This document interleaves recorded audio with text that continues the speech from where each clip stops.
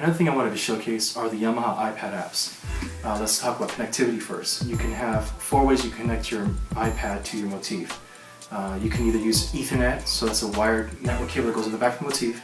Second is a compatible USB wireless network adapter. Third, you can connect a USB cable directly from the back of the Motif XF to a camera kit on the iPad. So you'll want to have the side that's USB. So the USB cable will go from back of the Motif into here, and then you can connect that way. And then the fourth way is there's kind of two ways you can do that way, is having compatible core MIDI interface. So you would have, in this case, I have an M-Audio Uno, which is actually compatible with an iPad through a camera kit, and then I'm just connecting on the end there just straight MIDI to the Motif. So the Motif doesn't see anything special; it just sees MIDI coming in. And then the second option of the fourth option is Yamaha is going to release an iMX1. I think it's sometime in summer. I think they're anticipating it being released. So that one actually is just like this MIDI interface, but it's Yamaha. But the thing that's different is you don't have USB on the other end. It's directly, it's actually like this connection on the end. So you wouldn't need a camera kit. It would just go directly from the back of the Motif, and then the end would be like this iPod dock type connector. You connect to the iPad.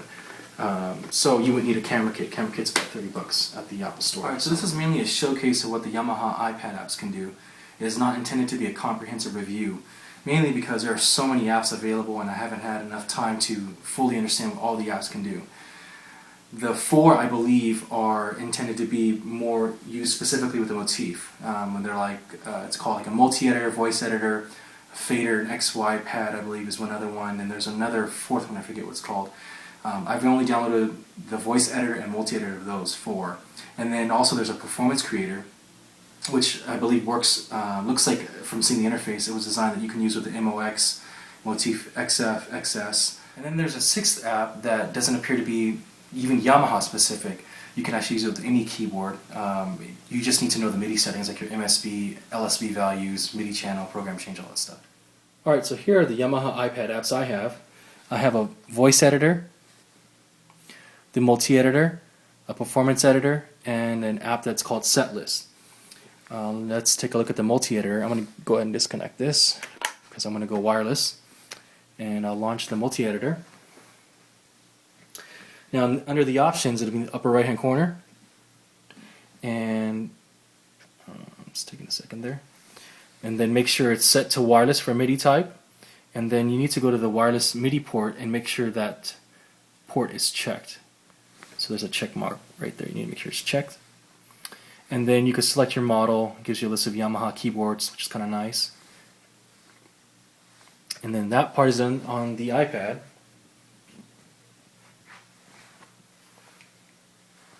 And then on the Motif XF, you'll press the utility button, and then you go on to go to the control, which would be F5, and then the MIDI tab, which would be SF2. And then there's this parameter right here, MIDI in and out.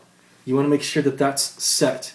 Remember I said there's 4 different ways you connect. On the Motif, you got to set it to listen to the right way that it's getting the MIDI. So if you're going through the USB port, like I was talking about earlier, you could set this to USB.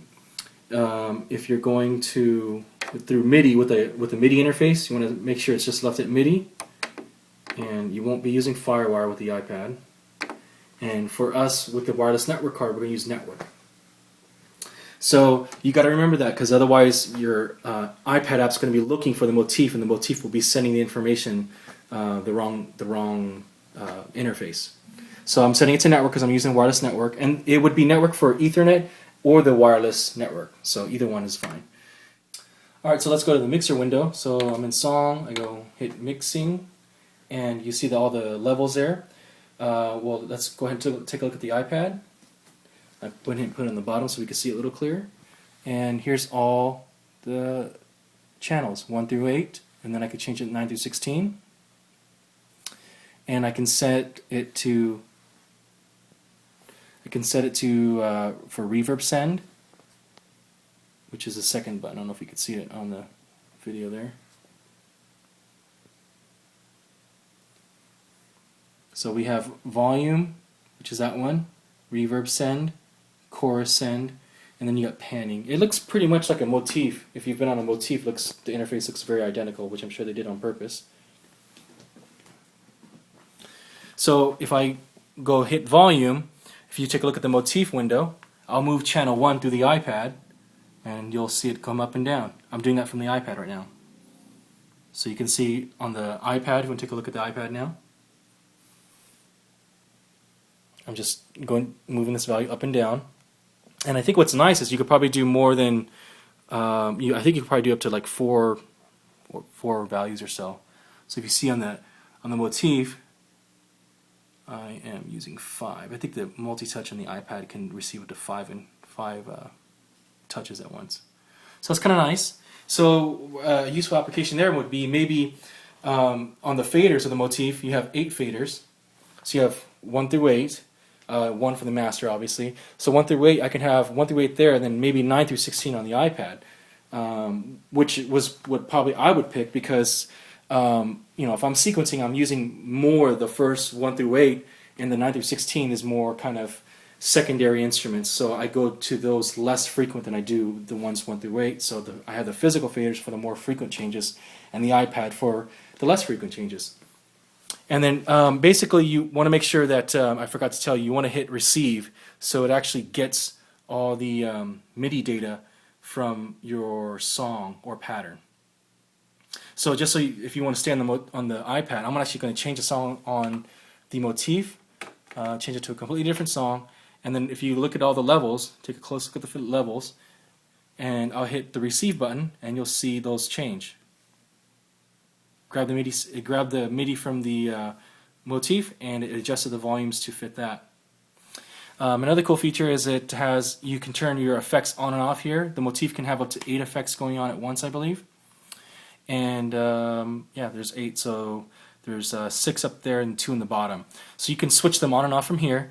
You can control your basic routing here, and then the master EQ, which is kind of nice. Let's see if you'll be able to hear it.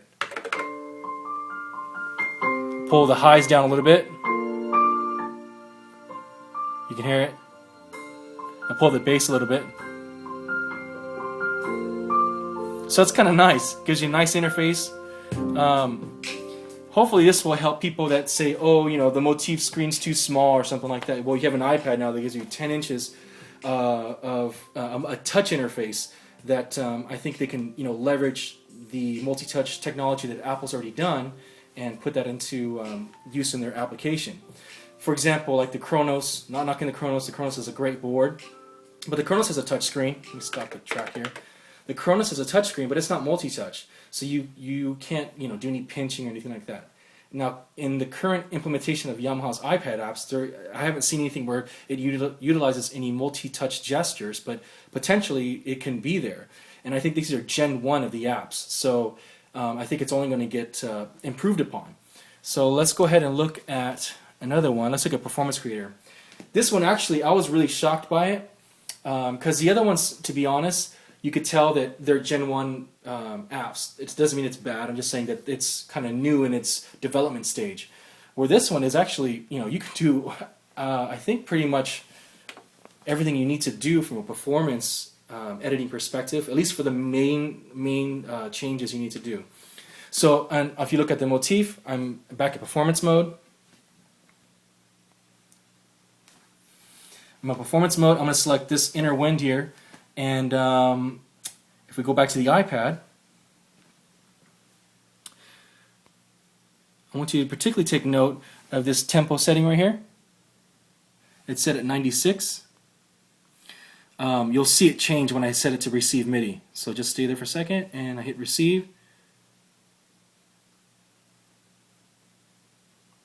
Oops, I'm sorry. I think I made a mistake. I didn't change the MIDI settings on this app. So I go to the options, which are the upper right hand corner, options, and then I change it to wireless, and then I change the wireless MIDI. Gotta make sure it's checked. See, it wasn't checked, that's why it wasn't working. Go back, and model I select is Motif. Got a list of Yamaha keyboards. And then now, if I hit receive, if you want to look at the tempo, It's at 96. I hit receive. It pulls 120, which if you look at the motif on the upper right hand corner there, it's at 120. So watch, check this out. So if you come back to the iPad, and you see it's at 120, I can do tap tempo. Actually, I'm going to let the arpeggio play. And then I'm going to tap tempo. And then we go back to the motif.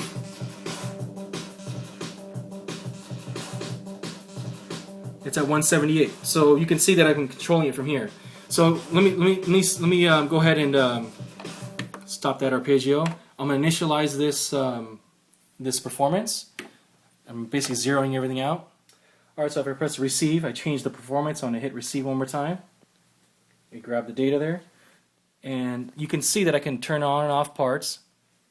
I can select my sounds. I want to choose concert grand, for example. Full concert grand. And I want to change this bass to something else. I'm just changing things randomly. And you can change the keynote, I think they call it note limit, so the low range and the high range.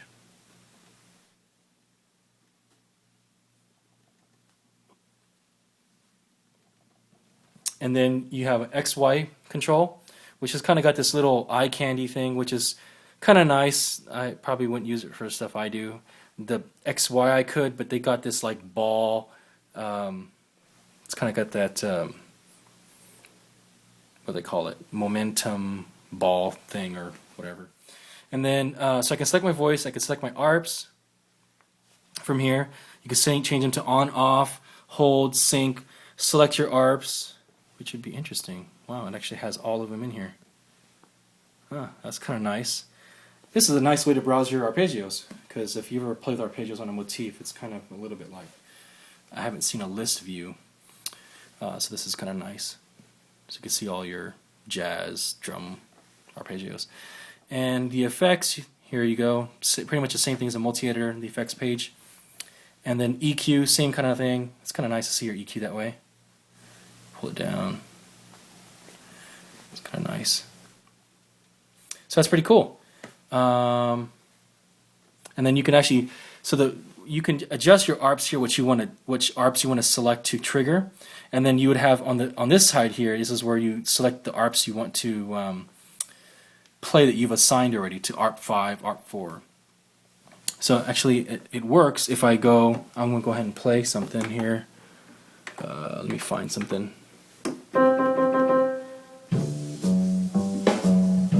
So on the motif, I just played something there, and then I'm going to go to make it receive.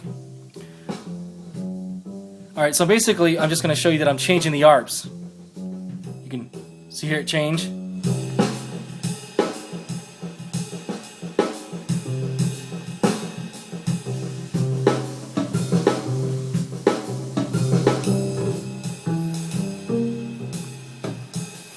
So there you have it. That's the performance editor. So it's pretty cool. It's actually pretty, it's got some good functionality out of it for a Gen 1 product.